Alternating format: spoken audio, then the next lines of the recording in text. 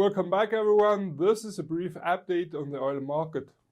For the fifth consecutive week, US crude oil inventories mounted and surpassed its previous weekly count, while seasonal maintenance kicked in at the same time. Weekly US crude production edged higher to 3.7 million barrels, reaching a record total of 12 million barrels per day.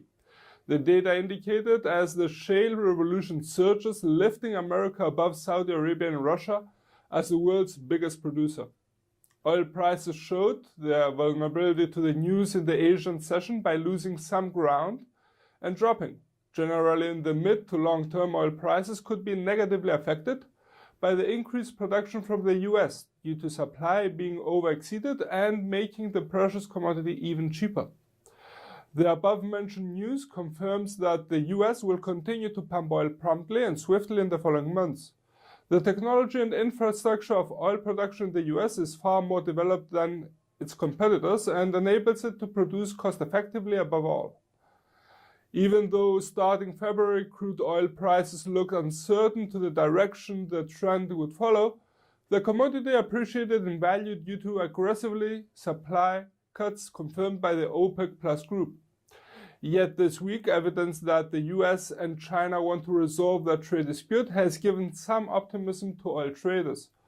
We must note that Saudi Arabia has said it expects oil markets to balance by April, as they are working closely to offset record-breaking American production.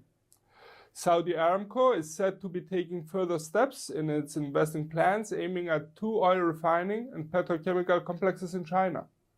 All these actions taken by Aramco could be viewed as an attempt for Saudi Arabia to regain its place as the head oil exporter to China, which had been overtaken by Russia for the past 3 years.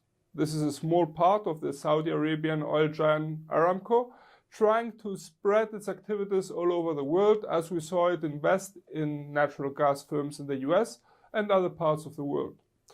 On other news, Venezuela has been forced to turn to Russia and Europe for fuel imports, taking on higher premiums after flows from the United States dried up because of sanctions. Even though Venezuela produces oil, it is exporting its crude for the time being due to the holdback on refineries rehabilitation, also amid the US sanctions.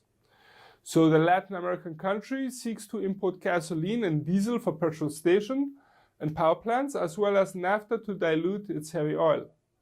To come to a conclusion, we have noted bullish tendencies from oil traders on the outlook for prices, betting that Saudi Arabia will do whatever it takes to tighten the market, even if consumption growth slows, helped by US sanctions on Iran and Venezuela.